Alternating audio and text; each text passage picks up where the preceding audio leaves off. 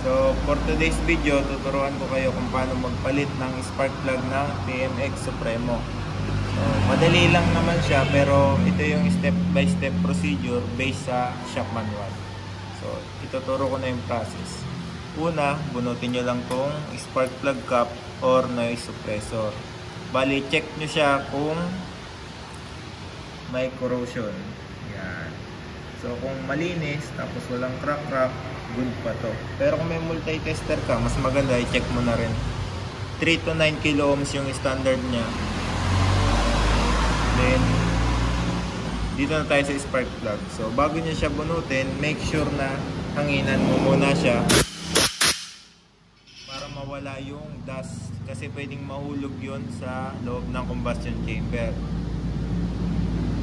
Pwede na natin kalasin yung spark plug. Gamit lang kayo ng socket, tapos pakaliwain luwag. Kung maluwag na, pwede mo na siyang kamayin.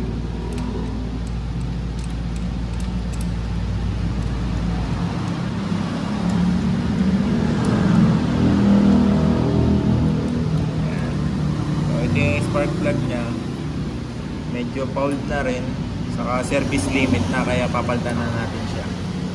So dito naman po tayo sa bagong spark plug para mai-compare natin.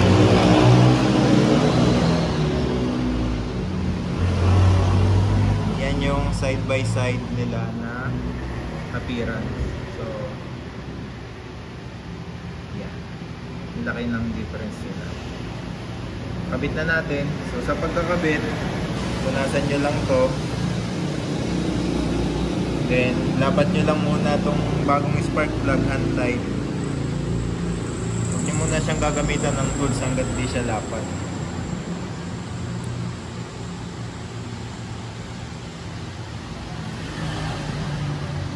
Yan. Kapag lapat na, lapat nyo siya ng ratchet. Initial lang. Then final 16 Newton meter.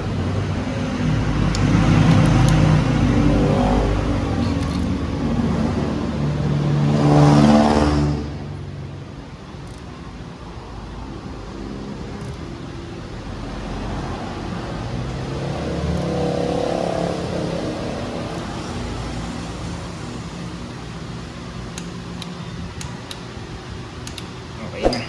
So, pwede na ibalik yung ating spark plug cap. Then, kung nakatulong sa itong video na to, lalo na sa mga nag-DIY natin na tropa dyan, pa-like and subscribe naman ng video. And thank you.